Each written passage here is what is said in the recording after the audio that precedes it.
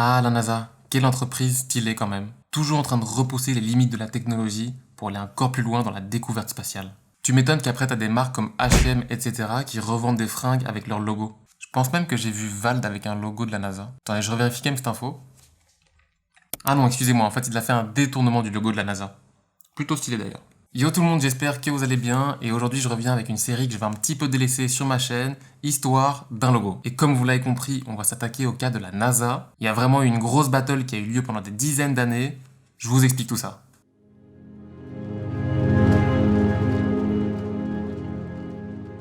Ça fait du bien le petit retour d'un format raconté comme ça, au calme, juste vous et moi, des belles images. Installez-vous bien parce que c'est parti.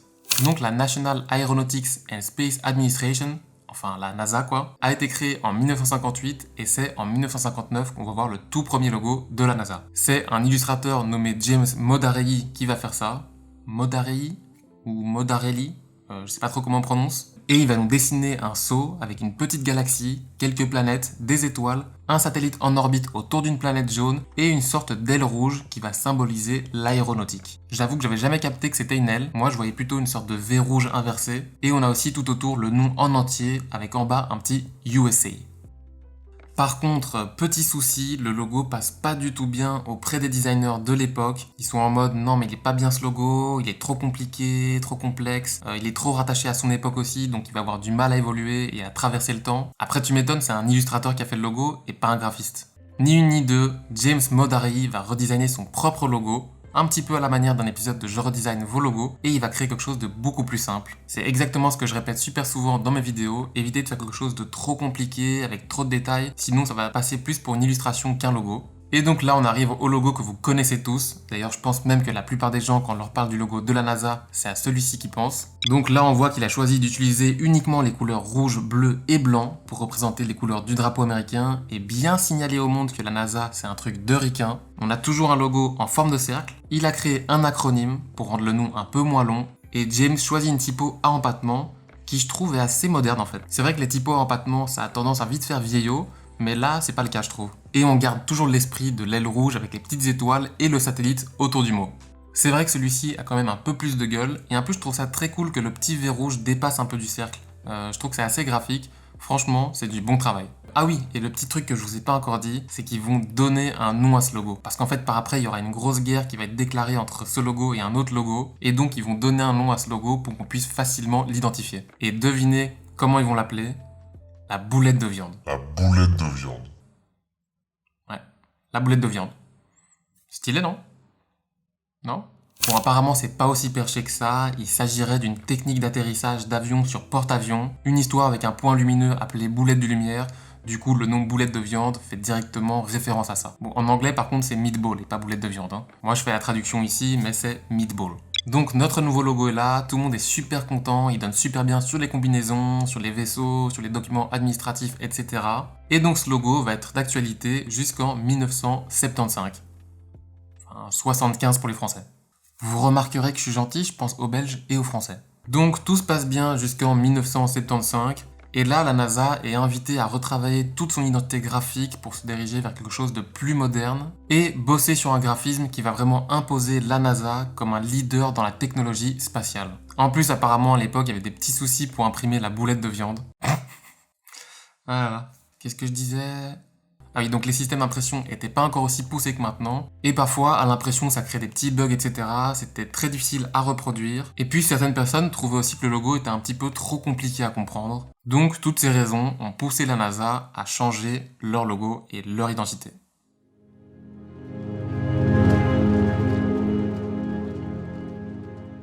Et c'est donc là que va intervenir deux designers super réputés de l'époque. C'est d'ailleurs eux qui sont à l'origine de la guerre qu'il va avoir entre ce logo-ci et le nouveau. J'ai nommé Richard Dane et Bruce Blackburn. Deux noms américains plutôt stylés. Ils vont bosser dans l'ombre pendant des mois et ils vont même documenter tout ça dans un bouquin que je possède. C'est ce bouquin-ci.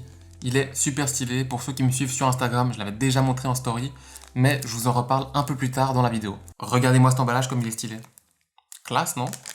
Et c'est donc à l'arrivée de ces deux designers que le tout nouveau logo va apparaître. Donc là, ils sont partis sur quelque chose de tout à fait différent. Fini l'espace, le bleu, le blanc, etc. Maintenant, on est parti sur un logo avec une seule couleur, le rouge, et on a juste les 4 lettres de la NASA.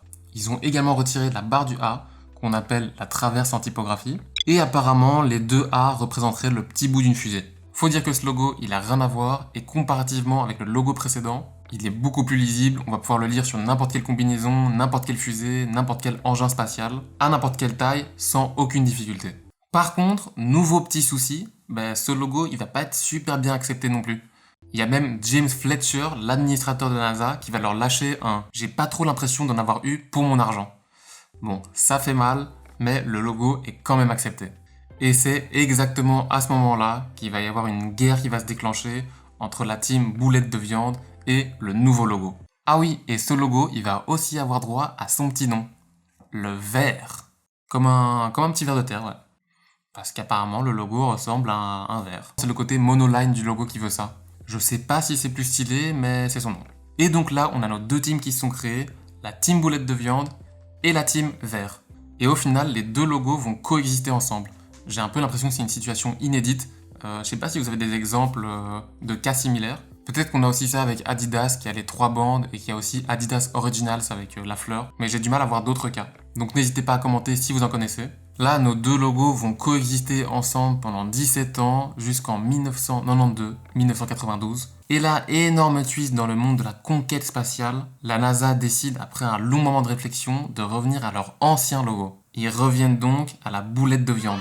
Fini le vert. C'est assez fou en fait, je crois qu'on n'a jamais vu ça. Une entreprise qui demande de moderniser son logo pour au final, des années plus tard, revenir à leur ancien logo. Enfin en tout cas, moi j'ai jamais vu ça, et encore une fois, si vous avez des cas similaires, je vous invite vraiment à me les donner en commentaire. Apparemment, le choix de revenir à l'ancien logo nous vient de Dan Koldin, le nouvel administrateur de la NASA. Il souhaitait rappeler les beaux souvenirs de la NASA avec le programme Apollo, qui pour le rappel a permis au premier homme d'aller sur la Lune. Plutôt classe. Puis leur ancien logo était quand même assez culte et apparemment la NASA a été pris d'un petit élan de nostalgie et là, bim, c'est le retour de la boulette de viande. Jusqu'à très récemment, là vous n'allez pas me croire, mais depuis 2020, la NASA a décidé de faire revenir le vert. Deuxième twist. Franchement c'est n'importe quoi, on a un logo de base, ils décident de le remoderniser et au final ils gardent 2 logos qui vont coexister pendant des années.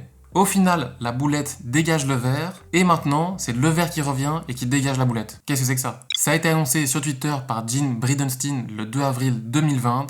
Comme par hasard, le jour de l'anniversaire de Richard Dane, l'un des 2 gars qui avait designé le vert. Coïncidence? Complot? Je ne sais pas.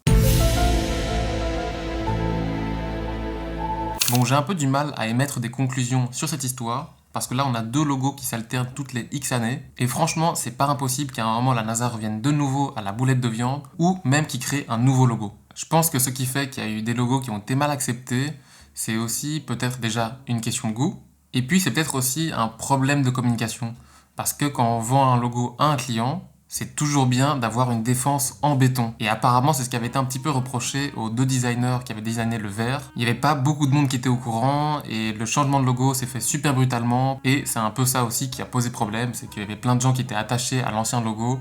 Du coup, c'est pas super bien passé. Moi, personnellement, j'aime beaucoup les 2 logos, même si je pense que le vert, il va être plus efficace que l'autre. Il a sa propre identité, tout en étant super simple, il y a une seule couleur.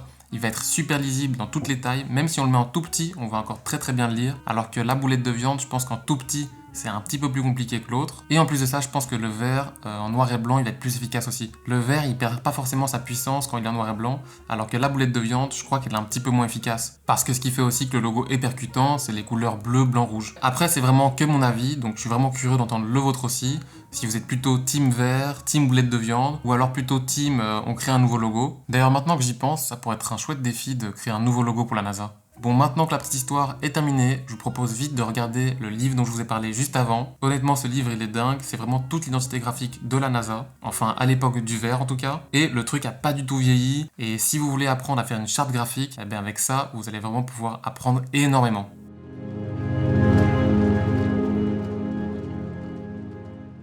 Donc là, on va passer à la présentation du bouquin. Il est dans son petit emballage en aluminium. On le retire, et voilà le manuel. Les pages ont une texture vraiment super agréable. En fait, au début, elles sont en papier glacé, puis après, ça devient un papier plus granuleux. Ici, on a du coup un portrait de Bruce Blackburn et Richard Dane. D'abord, on commence avec une petite table des matières. Ici, on voit la version en couleur avec le rouge qu'ils ont choisi. Et ensuite, on va avoir une petite page avec les interdits du logo. Donc ça se fait vraiment toujours dans vos chartes graphiques. On montre vraiment plein d'exemples de ce qu'on ne peut pas faire avec le logo. Ensuite ici, on va voir une magnifique double page avec une grille sur laquelle on va retrouver notre logo encore une fois. Ici, très important aussi, les designers montrent que le logo fonctionne vraiment à n'importe quelle taille. Et ici, on a une page que j'ai trouvée très intéressante, c'est la toute première fois que je vois ça. Bon, en fait, là, c'est une copie du classeur officiel de la charte graphique, mais on dirait qu'ils ont intégré dans le classeur des petits morceaux de papier qu'on pouvait découper pour prendre un échantillon de la couleur. Je trouve ça vraiment hyper intéressant, c'était la première fois que je voyais ça. Ici, on a la mise en page d'une autre enveloppe et des cartes de visite. Et là, j'ai trouvé ça amusant aussi, on a des documents officiels avec écrit en grand confidentiel. On se croirait dans un film quand on voit ça, c'est assez amusant. On a ensuite évidemment les différentes typographies qui sont utilisées pour l'identité. Ici, ils ont choisi de travailler entre autres avec Futura. Très très bon choix. Et là, on arrive à une section que je trouve particulièrement cool. C'est l'application des différents logos sur tous les supports comme les véhicules. Donc ici, on a les camions, les camionnettes, les voitures, etc. Donc c'est vraiment là le travail aussi d'un graphiste, c'est de montrer comment appliquer le logo sur les différents matériaux, les différents supports. Et évidemment, la fusée. On a également l'application sur des satellites. Et puis pour terminer, on a aussi l'application du logo sur les vêtements, les uniformes de la NASA. Enfin voilà, il y a énormément de choses dans le livre, je ne vais pas tout vous montrer. Si vous cherchez vraiment à comprendre comment créer une charte graphique, ce bouquin il n'a pas vieilli, donc je le recommande vraiment à fond. Bon, de 1, c'est une super belle pièce à avoir dans sa bibliothèque, et de 2, on peut apprendre énormément en l'étudiant. Et voilà les amis, on arrive déjà à la fin de cette vidéo. Ça m'a fait super plaisir de reprendre ce vieux format que je faisais à l'époque sur ma chaîne. J'espère que je ferai découvrir à certains la série et que vous serez curieux d'aller voir les autres épisodes. J'avais notamment fait l'histoire de Lacoste, Supreme, MTV qui est vraiment très chouette, je vous le recommande à fond. Et encore plein d'autres, genre Nike et tout. Si la vidéo vous a plu, n'hésitez surtout pas à la partager. Vous pouvez aussi liker la vidéo si elle vous a plu et vous abonner à la chaîne si c'est pas encore fait. N'hésitez pas non plus à venir me suivre sur mes différents réseaux comme Instagram ou Twitter. Et moi je vous dis à bientôt dans une prochaine vidéo. Ciao!